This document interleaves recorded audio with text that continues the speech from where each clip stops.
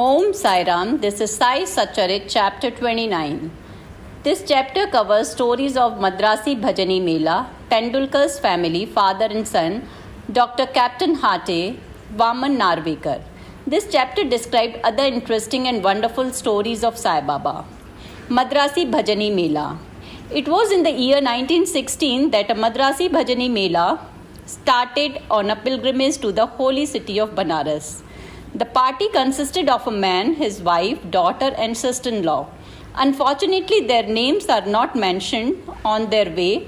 The party heard that there lived at Shedi in Kopargaon Taluka, Ahmednagar district, a great sage named Sai Baba, who was calm and composed, and who was very liberal, and who distributed money every day to his bhaktas and to a skillful person who went and showed their skills there.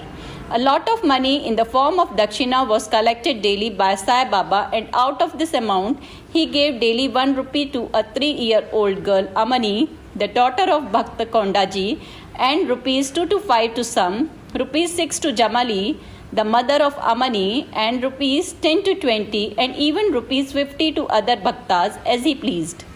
On hearing all this, the party came to Shedi and stayed there. The Mela did very good bhajan and sang very good songs, but inwardly they craved for money.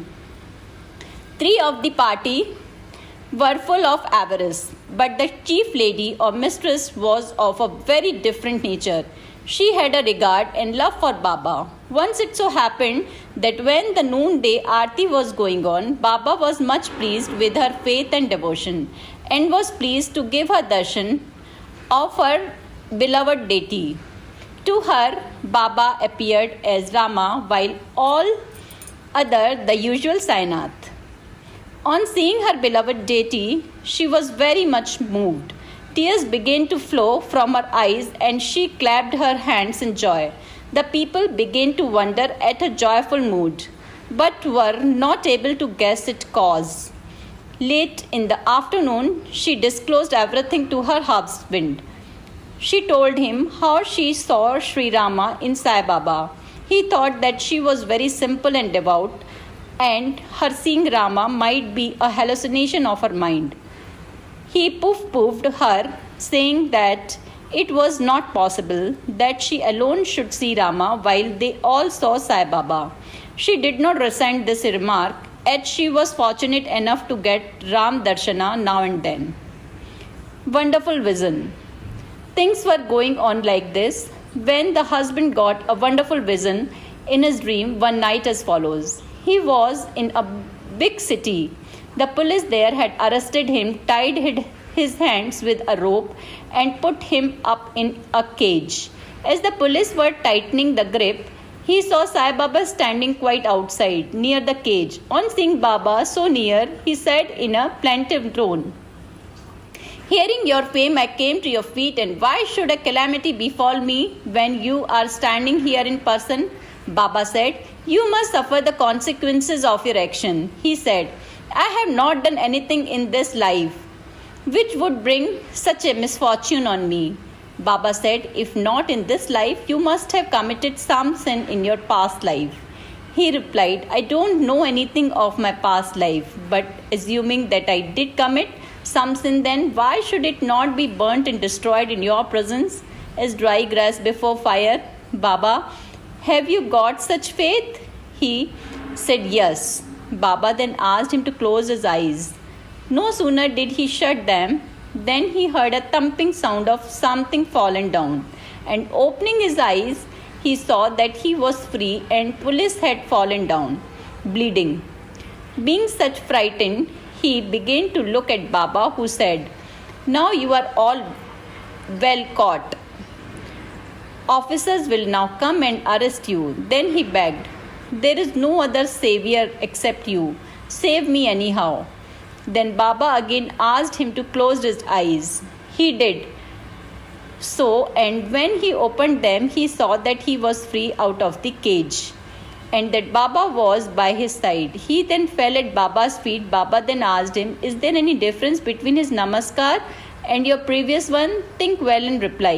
He said, "There is a lot of difference. My former namaskaras were offered with the object of getting money from you, but the present namaskar is one offered to you as God. Besides, formerly I thought resentfully that you, being a Muslim, were spoiling us the Hindus. Baba, do you not believe in your mind in Muslims' God? He said no. Then Baba said, have you not got a panja in your house, and do you not worship the same in Tabut by name Kad Bibi, whom you propitiate and appease on marriage occasion and other festival? Is it not so? He admitted all this. Then Baba said, what more do you want? Then a desire arose in his mind to get the darshan of his Guru Ramdas. When Baba asked him to turn back and see, and when he turned, Ramdas was in front of him. No sooner did he begin to fall at his feet, Ramdas vanished. Then he inquisitively asked Baba, you look old. Do you know your age? Baba, what? Do you say I am old? Just run a race with me and see. On saying this, Baba began to run, and he too followed. Baba disappeared in the dust raised by his footsteps while running, and the man was awakened. After awakening, he began to think seriously about the dream vision.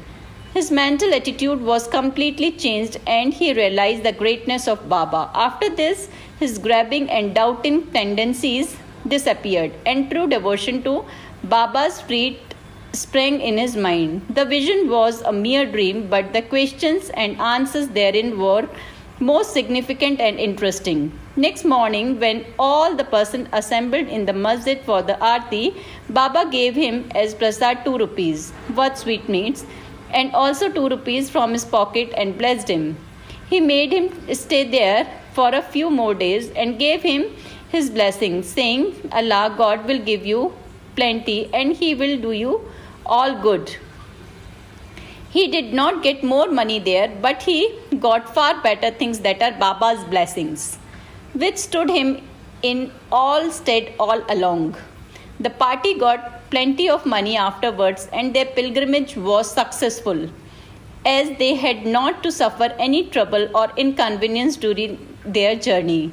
They all returned home safe and sound, thinking of Baba's words and blessing and the bliss they experienced by his grace.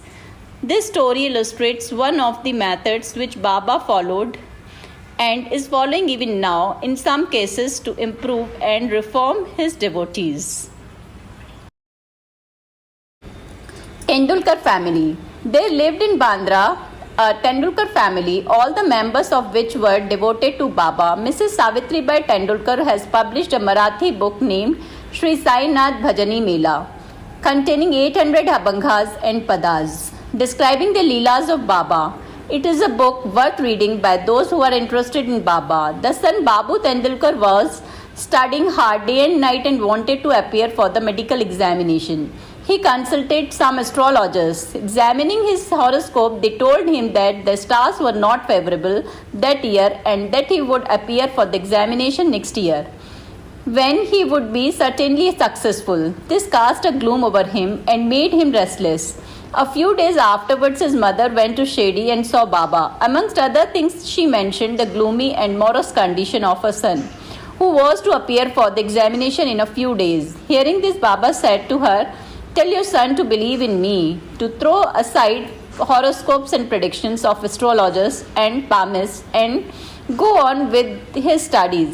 Let him appear for the examination with a calm mind.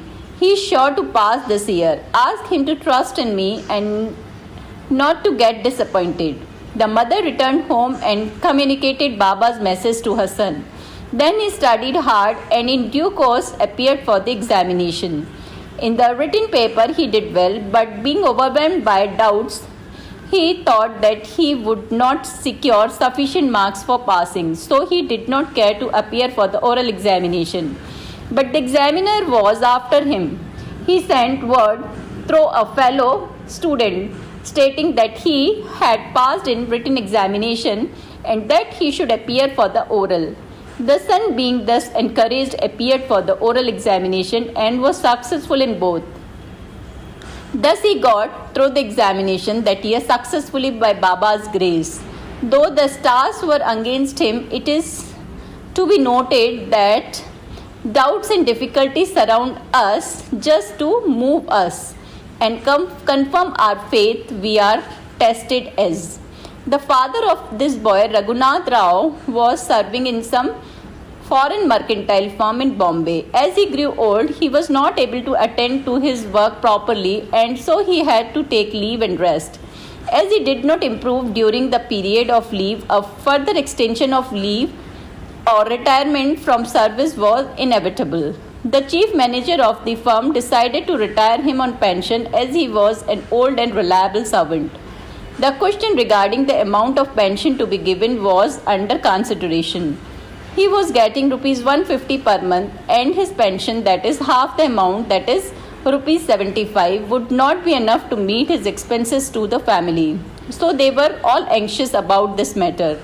15 days before the final settlement, Baba appeared to Mrs. Tendulkar in her dream and said, "I wish that rupees 100 should be paid as pension. Will this satisfy you?"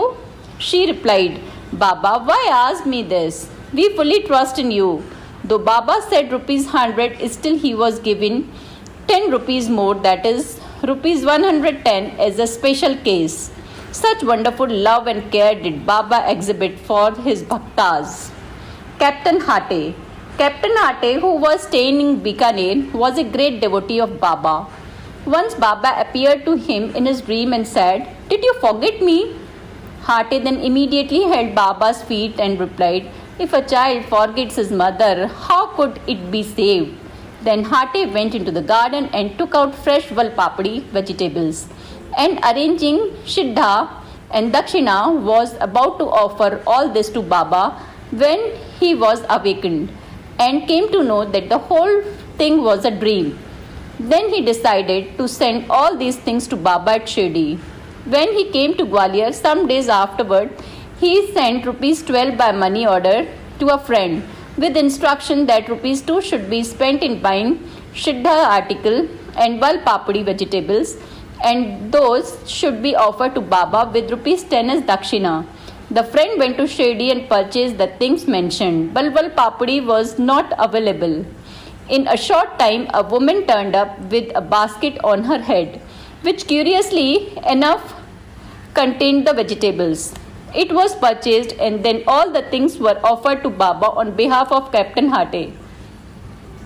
Mr. Nimonkar prepared the Naivedya next day and offered the same to Baba. All the people were surprised to see that Baba, while doing, took and ate valpapdi and did not touch rice and other things.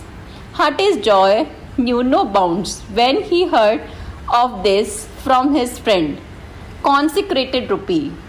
At another time, Captain Hate wished that he should have in his house a coin of rupee consecrated by Baba with his touch. He came across a friend who was bound for Shirdi. With him, Hate sent his rupee. The friend went to Shirdi and after the usual salutation, gave first his dakshina, which Baba pocketed. Then he gave Hate's rupee, which Baba took in his hand and began to stare at it. He held it in front, tossed it up with his right thumb and played with it. Then he said to the friend, "Return this to its owner with the prasad of Udi. Tell him that I want nothing from him. Ask him to live in peace and contentment." The friend returned to Gwalior, handed over the consecrated rupee to Hate and told him all that happened at Shirdi. This time Hate was much pleased and realized that Baba always encouraged good thoughts, and as he wished intently, Baba fulfilled the same accordingly. Vaman Narvekar. Now let the readers hear a different story. A gentleman named Vaman Narvekar loved Baba very much. He once brought a rupee. On one side of it were engraved the figures of Rama, Lakshman and Sita, and on the other side was engraved the figure of Maruti with folded hands. He offered it to Baba with the hope that he should consecrate it with his touch and return it to him with Udi. But Baba immediately pocketed it. Then Shama spoke to Baba regarding Vaman Rao's intention and requested him to return it. Then Baba spoke in presence of Vaman Rao as follows: "Why should it to be returned? we should keep it ourselves. If we give rupees 25 for it, it will be returned. Then, for the sake of that rupee, Vaman Rao collected rupees 25 and placed them before Baba. Then Baba said, the value of that rupee far exceeds rupees 25. Shama, take this rupee. Let us have it in our shrine. Keep this in your shrine and worship it. No one had the courage to ask Baba why he followed this particular action. He only knows what is best and most suitable to each and all. Bow to Sri Sai, peace be to all.